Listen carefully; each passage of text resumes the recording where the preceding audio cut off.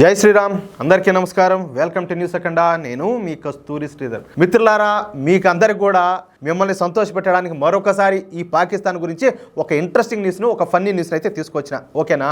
పాకిస్తాన్లో ఉంటున్నటువంటి ఈ పాకిస్తాన్ పౌరులకు ఈ లపాకిస్తాన్ మీద ప్రేమ ఉన్నప్పటికీ కూడా పాకిస్తాన్ యొక్క వెనుకబాటుతనము, అదేవిధంగా ఓటమిని ఈ పాకిస్తాన్ కేర్ ఆఫ్ అడ్రస్గా మార్చుకోవడం మూలంగా విరక్తి చెందినటువంటి సగటు పాకిస్తాన్ పౌరులు పాకిస్తాన్ చేతగానితనాన్ని ఉదాహరణగా చూపిస్తా భారత్ను పొగడం మనం తరచుగా అయితే చూస్తూ ఉంటాం. ఇలాంటి వీడియోలు అయితే చాలా వరకు చూసుంటాం మనం.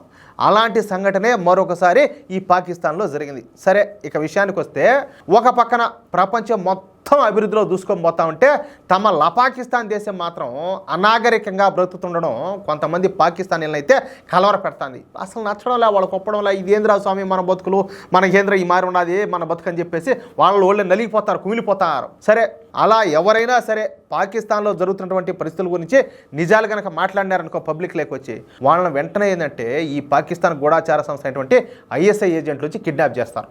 చూడండి, ఇక ఈ మధ్యన ఇదే విధంగా ఇద్దరు యూట్యూబర్లను భారత్ను పొగుడుతున్నారని చెప్పి వాళ్ళని ఇదే ఐఎస్ఐ ఏజెంట్లు కిడ్నాప్ చేశారు. అయితే ఈ ఇద్దరు యూట్యూబర్లు భారత్కి సపోర్ట్ చేయాల, భారత్లో జరుగుతున్నటువంటి అభివృద్ధి గురించి చెప్పినారు అంతే. భారత్ చూడబోతే అట్టున్నది, మన పాకిస్తాన్ చూడబోతే ఇట్టున్నది అని చెప్పినారు. ఇక భారత్కు సపోర్ట్ చేస్తున్నారని చెప్పి ఆ ఇద్దరు యూట్యూబర్లను ఈ ఐఎస్ఐ ఏజెంట్లు వచ్చేసి కిడ్నాప్ చేశారు. అయితే మీకు అందరికీ తెలిసిందే, ప్రస్తుతం ప్రపంచం అంతా కూడా ఈ సోషల్ మీడియా యుగంలో నడుస్తుంది. ఈ విషయం పైన ప్రపంచవ్యాప్తంగా తీవ్ర నిరసనలంతా కూడా ఎదురైనాయి. ఇదేంద్ర నాయన మీ చేతగానితనాన్ని కదా వాళ్ళు ప్రశ్నించింది, వాళ్ళు లేనిది అని చెప్పినారని చెప్పేసి సోషల్ మీడియాలో అంతా కూడా దుమ్మెత్తిపోశారు. ఇంకా ఆ దెబ్బకు తట్టుకోలేక, తప్పేది లేక ఈ ఇద్దరు యూట్యూబర్లను పాకిస్తాన్ ఐఎస్ఐ అయితే విడుదల చేసింది. అది విషయం అయితే. సరే, ఇంకా ఇప్పుడు ప్రస్తుతం విషయంలో వద్దాం. నిన్ననే మన భారత జట్టు ఆస్ట్రేలియా జట్టు పైన 4 వికెట్ల తేడాతో ఘన విజయం సాధించిన సంగతి మీకు అందరికి కూడా తెలిసిందే. ఇక ఈ విషయం పైన పాకిస్తాన్లో ఉన్నటువంటి మరొక యూట్యూబర్ అక్కడ ప్రజలను ఇంటర్వ్యూ చేసి సాగిందనమాట. ఇక అక్కడ చర్చ ఈ విధంగా సాగింది. ఈ జర్నలిస్ట్ మాట్లాడతా, నిన్న ఆస్ట్రేలియా పైన భారత్ విజయం సాధించింది కదా, దానిపైన మీ అభిప్రాయం ఏంటి అని చెప్పేసి ఒక పాకిస్తాన్ పౌరుడిని అడిగింది. అందుకు ఆ పాకిస్తాన్ పౌరుడు ఈ విధంగా సమాధానం ఇచ్చాడనమాట. అసలు చూడబోతే ఈ ఛాంపియన్స్ ట్రోఫీ పెట్టిందే భారతదేశం కోసం అన్నట్టుండాది. కానీ ఇక్కడ ఒక విషయం ఏంటంటే, ఎవరైతే శ్రమిస్తారో వాళ్ళే గెలుస్తారు, ఎవరి మనసులో స్వచ్ఛంగా ఉంటాయో గెలుపు వాళ్ళ వైపు నిలబడుతుంది. ఇది కేవలం క్రికెట్ టీం యొక్క గెలుపు కాదు, ఈ గెలుపు యావత్తు భారతదేశం మొత్తానిది. ఇంకొక విషయం ఏంటంటే, భారత ప్రధాని నరేంద్ర మోడీ భారతదేశాన్ని మొత్తాన్ని ఏకం చేశాడు, భారతీయులందరినీ కూడా ఒకటిగా కలపగలిగినాడు. ప్రపంచంలోని అన్ని క్రికెట్ టీములు కూడా భారత్ వెళ్ళాలనుకుంటున్నాయి, అదేవిధంగా భారత్తో క్రికెట్ ఆడాలనుకుంటున్నాయి. ఈ విషయంలో మేము కూడా సంతోషంగానే ఉన్నామంటూ భారత్తో ఆడాలనుకుంటాయని చెప్పేసి తన మనసులో మాట అయితే బయట పెట్టాడు. అదేవిధంగా ఈ పాకిస్తాన్ పౌరుడు మరొక ఇంట్రెస్టింగ్ పాయింట్ ఒకటి చెప్పినాడు.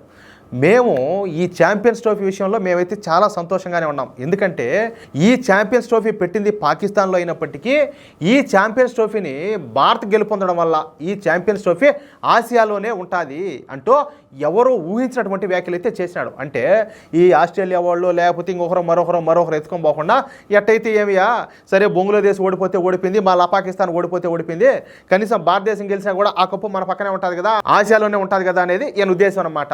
మళ్ళా ఆ జర్నలిస్ట్ మాట్లాడతా, ప్రపంచం మొత్తం భారత్ దగ్గరే క్రికెట్ నేర్చుకోవాలన్నట్లుంది, మరి దీనిపైన మీ అభిప్రాయం ఏంది అని చెప్పేసి మళ్ళీ అడిగిందనమాట. ఏది బాగా పుండి మీద కారం జల్లినట్టు.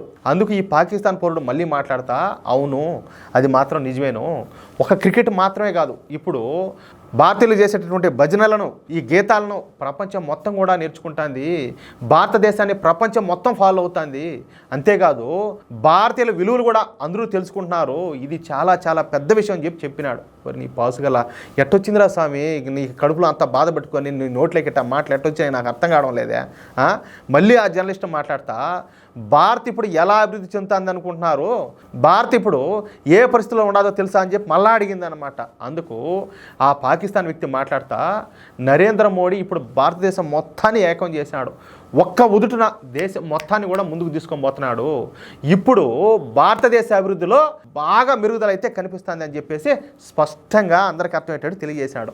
ఇతనుకుండే తెలివి లేకపోయినా ఈడుండే మూర్ఖులకి అందరికి కూడా మీకు తెలియదు ఏమన్నది, ఇక్కడ సకల సౌకర్యాలు అనుభవిస్తా కూడా నరేంద్ర మోడీని విమర్శించే వాళ్ళు దరిద్రపు నా కొడుకులు చాలా మంది ఉన్నారు. కనీసం ఆ పాకిస్తాన్ వ్యక్తి ఎవరైతే ఉన్నారో అతని కాళ్ళ కింద పోయి దూరాలు ఇట్టేటోళ్ళు అంతా కూడా చూడండి. సరే, తనకు కడుపులో ఎంత బాధ ఉండదో, ఎంత అక్కసు ఉండదో, ఎంత అసూయ ఉండదో అది పక్కన పెడితే కనీసం మాట్లాడినా కూడా కనీసం నిజాయితీగా మాట్లాడినాడు స్పష్టంగా. అంటే చూడండి, వీళ్ళ మధ్య జరిగినటువంటి సంభాషణను అర్థం చేసుకుంటే కాస్త ఆలోచన పరులైనటువంటి పాకిస్తానీలు ఈ పాకిస్తాన్ పైన ఎంత కోపంగా ఉన్నారో మీకు అర్థం అవుతుంది. పరోక్షంగా వాళ్ళపైన వాళ్ళే సెటర్లు వేసుకుంటున్నారు. అర్థమవుతుందా? అది పాకిస్తాన్లో పరిస్థితి. మొత్తానికి నేను చెప్తున్నా కదా, మన దేశం విలువ తెలియక, అర్థం చేసుకోలేక, మోడీ గారి యొక్క గొప్పతనం, ఆయన నాయకత్వ విలువలు తెలుసుకోలేక చాలామంది మూర్ఖంగా మాట్లాడుతూనే ఉన్నారు. ఇప్పటికి కూడా తెలుసుకుంటారని చెప్పేసి ఆశిస్తున్నా. ఇంకేం జరుగుతుందో వాళ్ళకి మంచి బుద్ధులు ప్రసాదించాలని చెప్పేసి భగవంతుని అయితే కోరుకుంటున్నా. అది విషయం అయితే. మిత్రులారా, ఈ న్యూస్ కనుక మీకు నచ్చినట్లయితే ఖచ్చితంగా ఈ న్యూస్ నలుగురికి షేర్ చేయండి. అదేవిధంగా ప్రతి ఒక్కరు కూడా మీ యొక్క అమూల్యమైన అభిప్రాయాలను ఖచ్చితంగా కామెంట్ చేయండి. ఇంకో విషయం ఏంటంటే, ఇంతవరకు మీరు కనుక మన ఛానల్ సబ్స్క్రైబ్ చేసుకున్నట్టయితే ప్రతి ఒక్కరు కూడా మన ఛానల్ సబ్స్క్రైబ్ చేసుకోండి, సపోర్ట్ చేయండి ప్లీజ్. జై శ్రీరామ్.